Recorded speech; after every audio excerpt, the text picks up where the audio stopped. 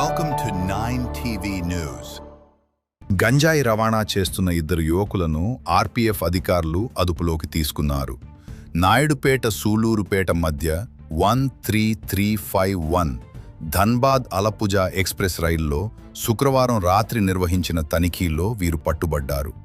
ఒడిశా నుంచి తమిళనాడుకు గంజాయి తరలిస్తున్న తమిళనాడుకు చెందిన విఘ్నేష్ 21, శివ 20లను అధికారులు అదుపులోకి తీసుకుని వారి వద్ద నుంచి సుమారు 18 కిలోల గంజాయిని స్వాధీనం చేసుకున్నారు.